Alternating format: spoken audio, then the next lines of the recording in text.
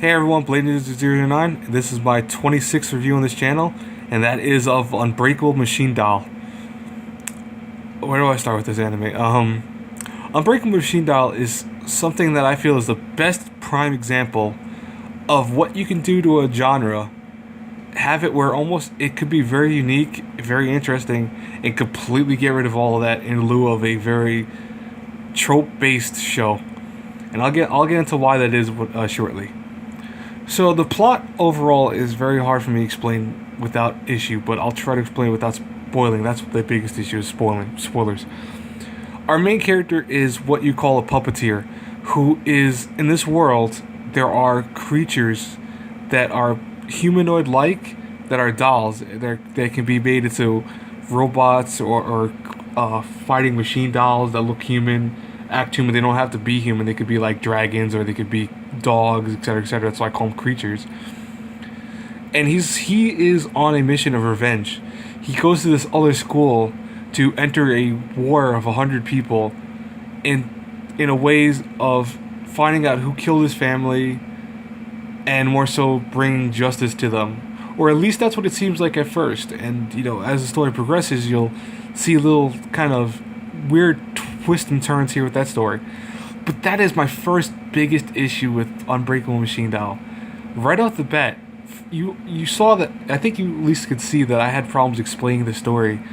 And that's because it's hard to explain. Unbreakable Machine Doll is everywhere with this plot. There are twists and turns that make no sense whatsoever. There are characters that will appear in the story that, apparently they were this way, or they're feeling it this way, and then all of a sudden switch gears completely and are now on his side or against him. And it's just odd. It does weird shifts of story that are just, they're not hard to understand or follow, but they just come out of left field. It's something that I hate when shows do that in general, but it seems even more in this show, they're unnecessary. And that's my biggest problem with it. Top that off with a very ho-hum, tropey style show where all the characters are very one-sided. They're characters that you've seen in anime before. You have the tough guy who, even though he gets his ass beat very early on multiple times, he still gets up and fights again. You have the girl who's infatuated with him. You have the other three girls later on that will become infatuated with him. And it becomes this show that, well, it's not bad. It's got very good animation, and the dubbing is very good. I haven't watched the Japanese dub for it, but the English dub is very, very good. It's done by some of my favorite voice actors. It's a show that just does not hit any good notes. It doesn't have anything that makes it unique or interesting, and the stuff that is unique and interesting is kind of destroyed by the overall bad pacing and the overall bad story that this show has. My biggest thing with Unbreakable Machine Doll is that it could have been something a lot better. It could have took a lot of its time with this presentation. It could have taken more episodes to kind of get into the nitty-gritty of what was actually happening in the show. But this is only a 12 episode long series that skips things and just doesn't do anything that makes anything the plot wise understandable. It's hard for me to explain it to someone, because honest to God, when I watched it in the course of a few days, and I didn't understand half the stuff that was going on. It's just random elements that just change on you so fast that before you know it, our main character is this, and he's not this, it's just all over the place. For that reason, I give Unbreakable Machine Doll A through F. I gave it a C-. It's very close to a D+. It's very close. But the animation, again, is very good.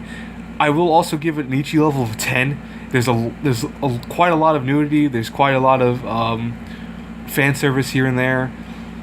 And is it over the top fan service? No. But at the same time, it can be. That's why it's not the whole show's focus, but it does have a lot of those moments that are over the top. And it's unnecessary. That's why this show has a lot of things that are unnecessary. It could have went with a more usual plot, and it could have done it in a better way, and I would have actually gave the show a way higher score, even if it would have went with the whole cliched plots. Because it has stuff going for it, but in the end, the story is just all over the place. The plot's, very, very hard to explain. The character development is not that great.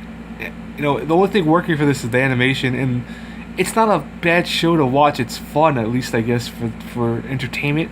But this is a show that I highly recommend if you have no reason to watch it. either watch it once or just watch a few episodes of it to see where you would be on how you think of the show, because the first few episodes will tell you how the show will be. Actually, guys, truth, I think the first episode will tell you what the show is going to be about. But anyways, again, guys, this is it for this review. I said it last week, but I am still working on fan reviews. If they haven't come out yet, I apologize. I do have a backlog now of them, thanks to you guys. Keep them up, though. I need more reviews to do for fan requests. So don't worry about saying, you know, oh, I want this review. I might not be able to get to it right away, but I will get to it eventually. As always, guys, till our paths cross again in the next review, have a good one, everyone.